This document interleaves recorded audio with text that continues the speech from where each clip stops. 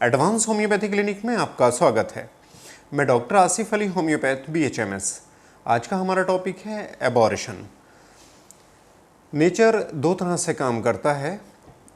एक वो जब हम नेचर के खिलाफ काम कर रहे होते हैं, और जब नेचर जो हमने नेचर के अगेंस्ट काम किया है उसका हमें रिटर्न देता है।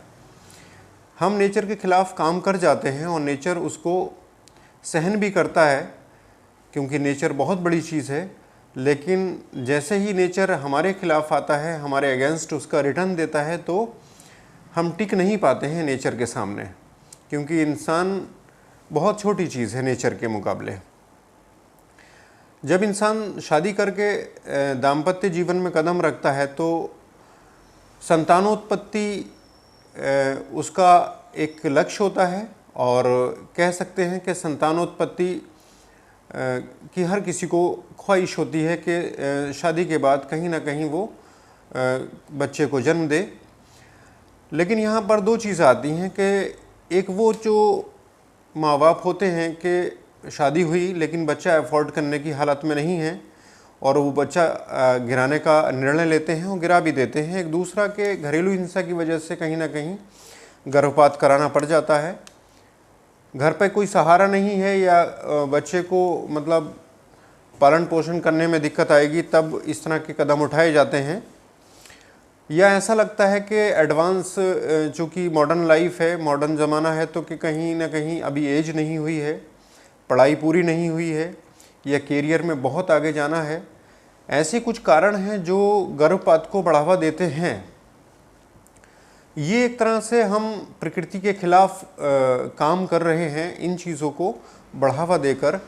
लेकिन जब बिल्कुल इसके विपरीत होती हैं चीज़ें कि हमें बच्चा चाहिए ही हर हालत में, उस दौरान होता क्या है कि अब बच्चा लग तो गया लेकिन बच्चा रुकता नहीं है।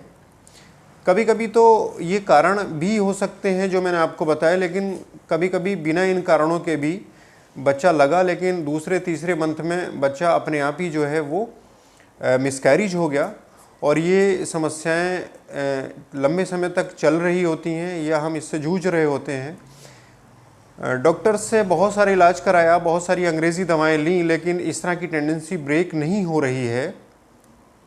बच्चा लगता है लेकिन डॉक्टर साहब गिर जाता है। इस तरह की कंप्लेंट मरीज़ अक्सर करते हैं। बहुत सारी अंग्रेज़ी दवाइयाँ खा ली हैं, बहुत सारे इंजेक्शन लगवा लिए हैं, लेकिन बच्चा रुकता नहीं, गिर जाता है। डॉक्टर IVF को सजेस्ट कर रहे हैं। इस तरह की चीज़ें सामने आती हैं। तो ऐसे लोगों के लिए मैं समझता हूँ होम्योपैथी एक वरदान से कम नहीं है। जिन लोगों को हैबिचुअल एबॉर्शन की टेंडेंसी है, जिन लोगों को बार बार बच्चा लगता है पर गिर जाता है, ऐसे लोगों के लिए होम्योपैथी में बड़ी सटीक और कारगर मेडिसिन्स हैं। मैं कुछ मेडिसिन्स का नाम लूँगा, लेकिन मैं इतना ही कहूँगा कि सिम्टोमेटिक हम दवाएं बता सकते हैं, लेकिन अगर इस तरह की टेंडेंसी है, इस तरह की समस्याएं हैं, तो आप नज़दीकी होम्योपैथी डॉक्टर से सलाह लें। इस तरह की टेंडेंसी ब्रेक हो जाती है। एक चीज़ और बता दूँ मैं कि एबॉर्शन में खान पान का बहुत अधिक महत्व है। ऐसे खान पान जो बहुत अधिक गैस बनाते हैं, बहुत ज़्यादा फैटी खाने होते हैं, बहुत ऑयली खाने होते हैं, बहुत स्पाइसी होते हैं, और थोड़ा लाइफस्टाइल को मेंटेन करें। समय से सोएं, समय से उठें, नियमित रूप से थोड़ा व्यायाम करें। सिम्टोमेटिक दवाएं बहुत सारी होम्योपैथी में अवेलेबल हैं, लेकिन मैं समझता हूं कि अगर आप नज़दीकी डॉक्टर से सलाह ले लेंगे तो ज़्यादा सही होगा। फिर भी मैं बताता चलूं, हर तीसरे महीने में अगर बच्चा गिर जाता है, बहुत दवाओं के बाद भी ये टेंडेंसी ब्रेक नहीं हो रही है, हर तीसरे महीने में बच्चा गिर रहा है, तो सेबाइना 30 में नियमित रूप से 2-3 महीने खानी चाहिए। इस तरह की जो समस्याएं वो समाप्त हो जाती हैं। एक दवा होती है बाइवर्नम ऑप्लस। ये बच्चेदानी की कमज़ोरी को दूर करने की रामबाण मेडिसिन है, सटीक मेडिसिन है। बाइवर्नम ऑप्लस मदर टिंचर की फॉर्म में यूज़ किया जाता है। एक दवा एलेट्रिस फेरिनोसा आती है, जो कि काफ़ी कॉस्टली भी होती है। यूट्राइन डेबिलिटी को, मतलब बच्चेदानी की कमज़ोरी को बहुत आसानी से ठीक करती है। एक दवा आती है कोलोफाइलम थैलिक्टेरॉइड्स।